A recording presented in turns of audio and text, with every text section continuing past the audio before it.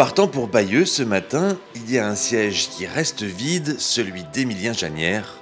Le Tour de France va devoir se poursuivre à 7. C'est vrai que c'est triste de perdre Emilien, surtout aussitôt dans la course et pour son premier tour. Donc on est triste pour lui et puis voilà, on va se battre encore plus fort en pensant à lui et puis voilà, être encore plus solidaire.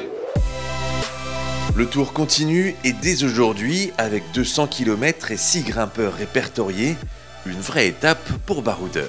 Il va y avoir du monde qui va vouloir aller devant. Pour l'instant, c'est un peu les gros noms qui gagnent. Donc je pense qu'il va y avoir du monde dans le peloton qui va vouloir se réveiller pour essayer de gagner l'étape. Donc espérons que ça soit une échappée qui puisse sortir aujourd'hui, se développer et jouer la victoire. En tout cas, nous, on va être prêts pour, on va tout faire pour être dans l'échappée aujourd'hui et aller se disputer la victoire. Ou si c'est pas l'échappée, on fera le maximum aussi pour jouer dans le final. On va dire c'est une étape bien accidentée, donc forcément qui dit accidentée dit ouverture pour nous pour jouer la victoire. Donc normalement on doit en avoir un minimum un devant de chez nous. Si c'est pas le cas, ça serait dommage parce qu'il y a peut-être une bonne opportunité pour aujourd'hui.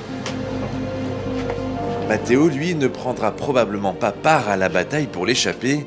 Il ne s'est pas encore complètement remis de sa chute sur la 4e étape. Ça va être une course qui va être dynamitée, je pense. L'échappée va être très intéressante, donc il va falloir qu'on ait un mec devant. Après, me concernant, j'ai eu 2 chutes en 4 jours. Mon cœur est un peu meurtri, donc je vais faire le dos rond quelques jours pour récupérer au mieux et pouvoir reprendre le devant de la course plus tard. Mais ouais, je vais essayer de passer ma journée au mieux. J'ai pas mal ça me tire dans l'épaule, dans le bassin, donc voilà, faut que je récupère tranquillement. Et je vais quand même essayer d'accompagner les mecs pour être sûr d'avoir au moins un mec devant et puis après faire le boulot pour protéger les mecs dans le peloton, mais voilà, c'est une journée à passer de plus sur le tour.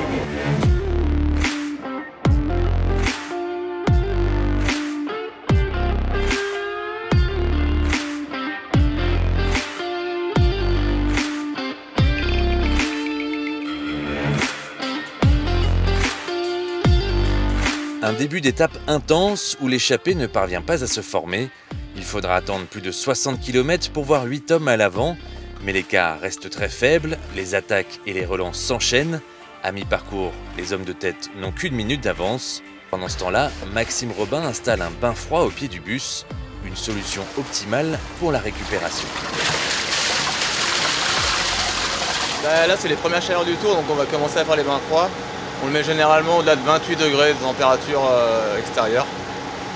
Et après, l'intérêt, c'est de refroidir les cours après l'étape, qui descendent plus rapidement en température corporelle par rapport à s'il n'y avait pas de bain froid. Et ça joue aussi sur le sommeil le soir. Et si certains veulent faire une sieste là après l'étape, ça permet d'être plus confortable. Les hommes de tête prennent le large, l'écart monte jusqu'à 7 minutes. L'échappée était la bonne puisque c'est Ben Eli qui s'impose en solitaire. Jordan et Steph terminent avec le maillot jaune. Les coureurs rejoignent leur bus un peu déçus après cette étape complètement folle. Ouais, c'était une bonne étape de transition. C'est bien de se remettre un peu en jambes comme ça après le chrono. Toujours sympa de démarrer tranquille quoi. Non, ça roulait vite du début à la fin. Au début les jambes étaient dures donc on était dans un petit groupe derrière le peloton. La journée avait encore mal commencé puis après c'est rentré dans l'ordre et voilà, on arrive pour la 9e place. Et voilà. À peine descendus du vélo, les coureurs plongent dans le bain de froid à 12 degrés, non sans difficulté. Moins 8000. Non, 12 degrés. Mais bon, avec la température extérieure, ça fait un petit choc. Mais on s'y habitue.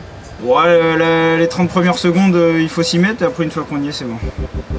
C'est presque agréable à la fin.